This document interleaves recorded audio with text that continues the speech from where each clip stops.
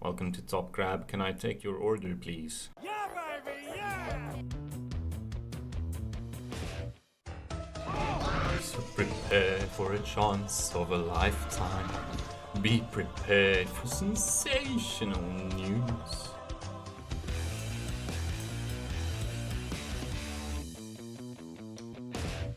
Previously on Fane and Friends, we saw an explosion of chaos, cover-up stories with total anarchy taking place as the world as we know it was under threat by tiny squirrels riding Triumph Tiger Explorers. Ignoring that, we discussed the general weather, which always seemed to be going from dry to wet every few seconds. After nothing else started happening, the gang had a new task of finding the desiccated undead, and they were dedicated to search high and low for him. And everyone knew that the glowing eye they got from Mortis's secret stash area had something to do with it. So they went back to the place they previously busted some ghosts. But not much effort was done in order to find the skull with the missing eye. And so they just started jamming it back in there, being careful not to damage the macula, or else life could be upside down. Our heroes, moving swiftly through the open door, started to imagine an imaginary menagerie. Manager, managing an imaginary menagerie. Fine.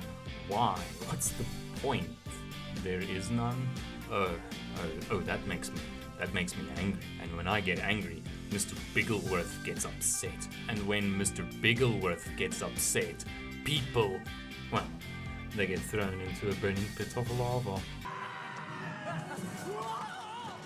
Now, you see, greeted by a floor puzzle, they put their best foot forward and started using their extreme cunning and wit to open it accidentally by dragging around some urns.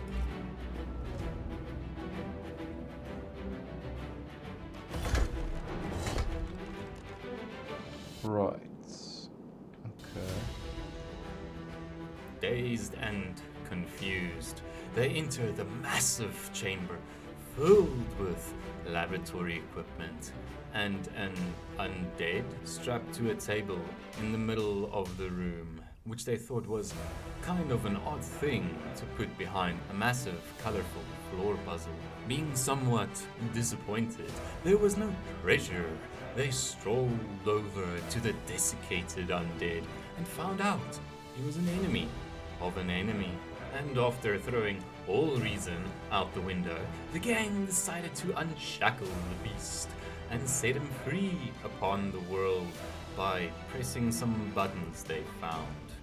Oh dear. He seemed to have forgotten to tell them that there were other guests present in the room with them. But doesn't matter, as our heroes provided them with their hospitality, making them hope the hospital was nearby, as Fane and Friends already started to snowball in power. Speaking of the undead cricket day, and curse your blasted machine.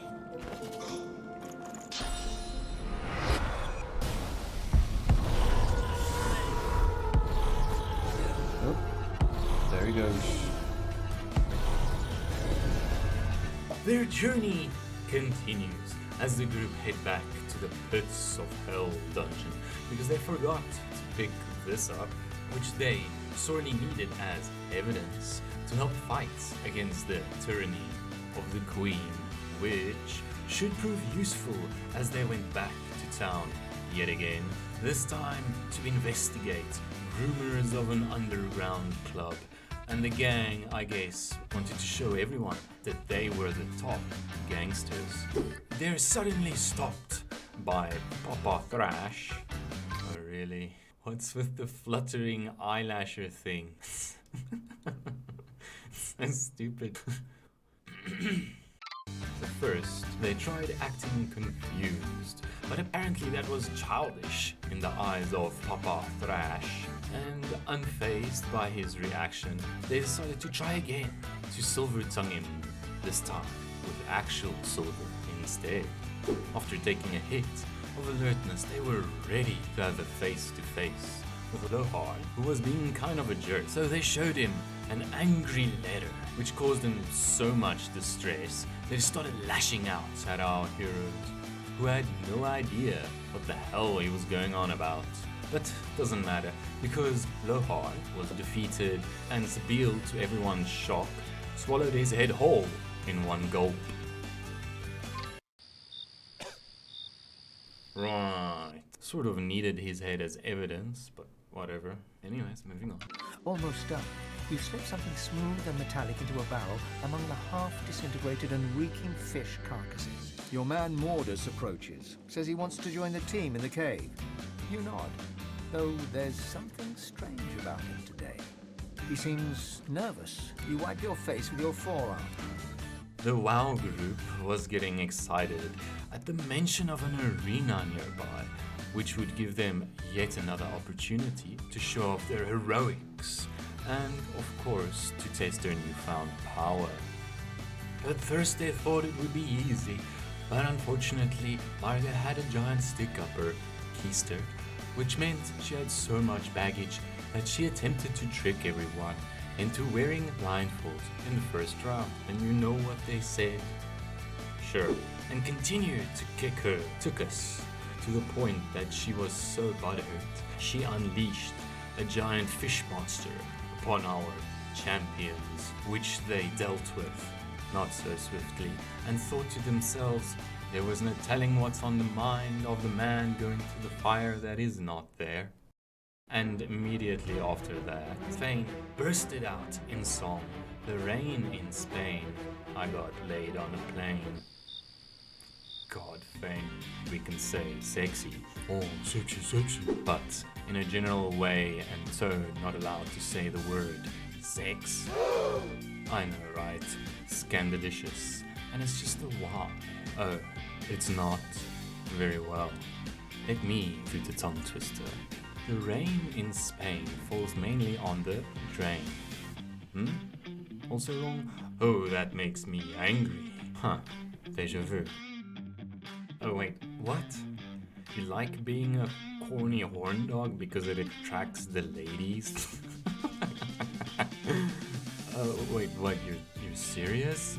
Let me laugh even louder then. You see, I see it as a bit pathetic when someone is being a tryhard, and when it's as simple as saying hello and treating others with the respect you want them to treat you with, you know, like a normal human being. So, just to let you know, I will make you the butt of every joke whenever you come across as a horn dog. Okay. Pain. Why does it feel like we always seem to be governed by this love we have for the useless twisting of our new technology? Don't worry, there's no beef between us. We're two minds of the same kind, and there's no man who could ever muck with what we've left behind. So you should sleep sound as we close the book and continue our tale another time.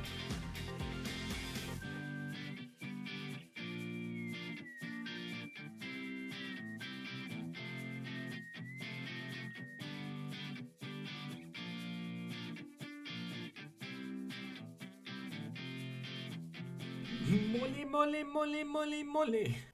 Mr. Myers is a great man and has taught me sometimes to just laugh at certain things about myself.